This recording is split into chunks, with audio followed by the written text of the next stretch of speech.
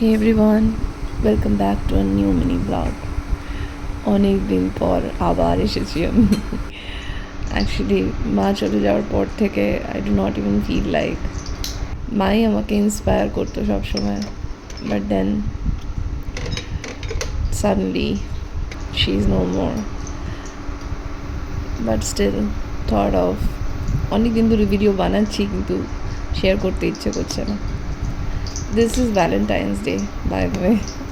আমি এখন এই প্যানকোর ব্রেড ক্রামটা দিয়ে একটা চিকেন পকোড়া বা ফ্রাই যাই বলো না কেন সেটা বানাচ্ছি।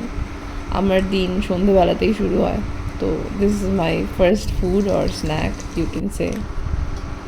এটা আমি খুব এনজয় করেছিলাম, দারুণ খেতে হয়েছিল। আর তারপরে আরও কিছু সারপ্রাইজেস ছিল।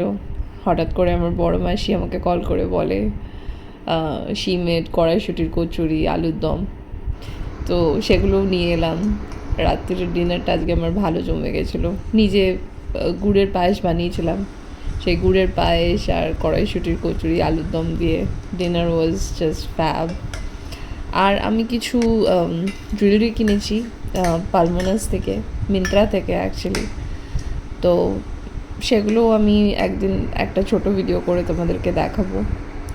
আজকে আমি একটা কানের দুল পরেছি, তো you would be able to see that on the video. একা ছিলাম আজকে ভ্যালেন্টাইন্স ডেতে, but still I felt loved.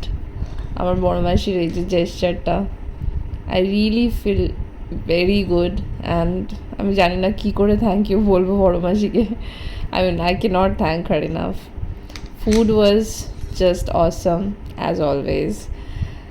আর আমি খুব এনজয় করেছি। আই হোপ তোমরা সবাই খুব এনজয় করেছো। খুব তাড়াতাড়ি আবার একটা নতুন ব্লগে দেখা হবে তোমাদের সঙ্গে। ততক্ষণের জন্যে ভালো থেকো, ভালো রেখো। টাটা।